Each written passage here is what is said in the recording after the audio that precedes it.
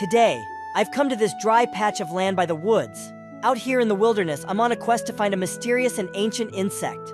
These little guys are like the sand ninjas of the insect world. As kids, well, larvae, they dig funnel-shaped traps in the sand, just waiting for some poor ant or clueless bug to stumble in. They chill at the bottom, totally still, with just their creepy little jaws sticking out. And when dinner slides in, bam! They snap it up and drag it under like a horror movie in slow motion. Nature's pretty wild, huh? I carefully selected a few of the larger, more active antlion larvae from the many small pits scattered across the sandy area. These were the ones that seemed especially responsive, quick to flick sand or react to the slightest vibration. I placed them gently into a small observation container filled with fine, dry sand. I wasn't sure how they'd behave in a new environment, but to my surprise, they got straight to work. Within just a few minutes, they had already started spinning in circles, tossing grains of sand to form perfect funnel-shaped traps, just like they did in the wild. Watching them work was strangely satisfying. There's a certain precision to how they dig, almost like engineers with a blueprint in mind. Once the traps were ready, I introduced a few ants and small worms, just to see what would happen. It didn't take long. A large ant wandered too close to the edge of a pit, lost its footing, and slid down the slope. Instantly, the sand shifted. The antlion, buried beneath the surface with only its jaws showing, snapped shut like a pair of pliers. The prey was pulled under in seconds, vanishing without a trace.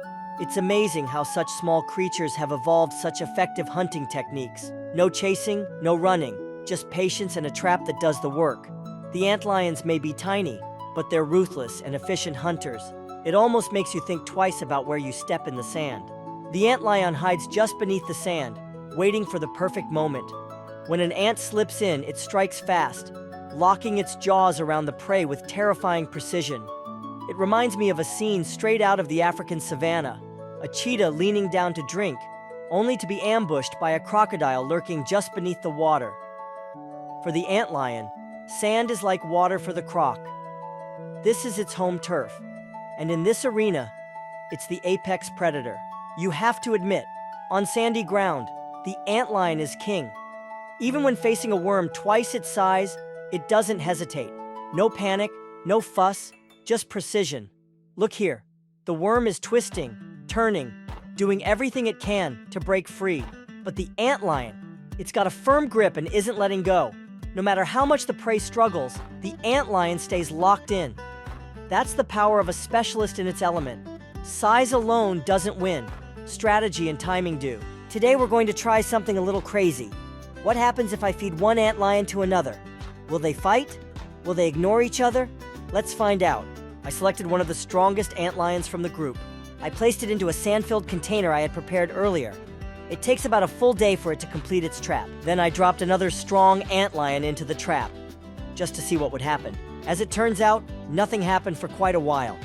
The antlion that fell into the trap just played dead, completely motionless. Because of that, the one who built the trap didn't even realize an intruder had arrived. Curious to see a different reaction, I picked another antlion and dropped it into the trap next. About a minute later, the antlion in the trap finally started to move. Surprisingly, the antlion that built the trap still didn't attack. Both of the intruders, instead of fighting, started to slowly back up, as if they were trying to dig themselves into the sand and disappear. In the end, the first antlion, the one that had built the large trap, remained silent. No attack ever came. The second and third antlions weren't hunted. Instead, they both burrowed into the sand and settled into classic hunting positions, as if nothing had happened. All right, just to be sure, I introduced 2 more antlions into the trap. The next morning, I discovered that the 2 antlions I added last had been completely drained of moisture. Just their empty shells remained. To confirm whether antlions truly show aggression toward their own kind, I decided to take the experiment one step further. I gathered all the antlions I had collected, strong, healthy individuals from separate traps, and placed them together in an empty container, without any sand to hide in. At first, everything seemed calm. They stayed still, almost as if they didn't acknowledge each other's presence. But just 1 minute later, their bodies began to touch, and that silence quickly shattered. Without sand to shield them, Their reactions became clear and immediate. Every time two antlions came into close contact, they attacked. No hesitation, no warning. It was raw, instinctive aggression. These creatures, known for their stillness and patience beneath the sand, were now exposed and forced to confront their equals, face to face, with nowhere to retreat. It was in that moment I realized, antlions aren't just masters of ambush. They're fiercely territorial and unafraid to fight. If I hadn't stepped in to separate them, they likely would have begun tearing each other apart, biting and twisting until only the strongest remained. No fear, no mercy, just pure survival instinct.